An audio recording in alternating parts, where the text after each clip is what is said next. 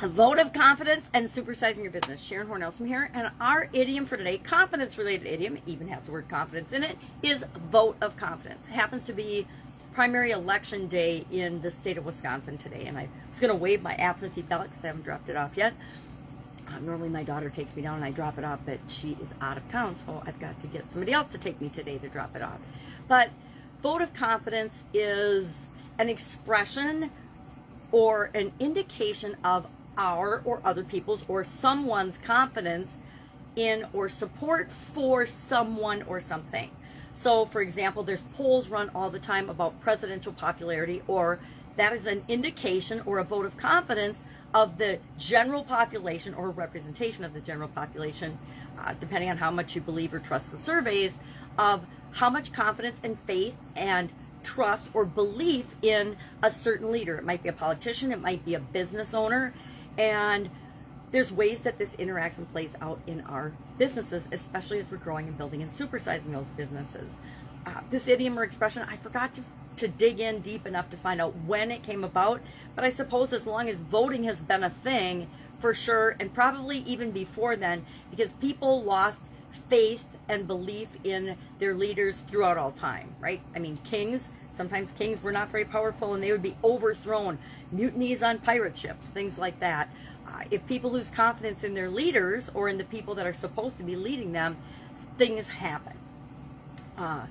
So how does this play out in our business, and how can we use it in a way that helps us to grow and build and supersize our business versus undermining our authority, or in some cases, corporate and business leaders have actually been ousted from the companies that they founded because the board of directors or other people, stockholders and stakeholders that ended up having a controlling interest, lost faith in them or wanted them out because they had differences of opinion in how the business should be run. So we want to make sure we set up our businesses so that this doesn't happen to us, or we have an exit strategy where when a certain set of events happen, we choose to leave in a way that benefits us and the people that we serve and want to serve, aka our families. So what are some ways to keep a finger on the pulse of what's going on in our organizations? For one, I think we need to pay attention to the culture in our organizations. As our businesses grow, sometimes the culture can take on a life of its own.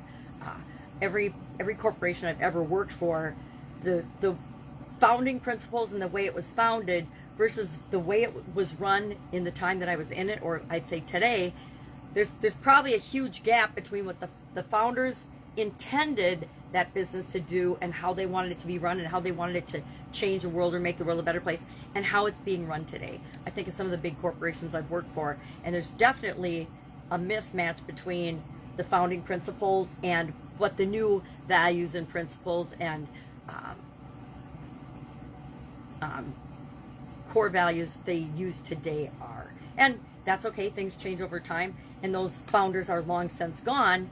But in other cases, when we start a business where we don't want to be gone, but if we're not careful in watching the culture and paying attention and setting the direction and tone through vision, principles, purpose, guidelines, and processes and procedures that direct the actions and what we expect of everyone, and sharing expectations is a huge part of that, we can lose control of our organizations and of our companies. I've only ever been ousted out of one company, and I guess I learned my lessons early on that we need to pay attention to what's going on, even if, and keep a pulse on it. And we can do that in different ways, right? We can have, and we need to do the same thing with our customers, or we can lose whole customer groups and people that we're trying to serve.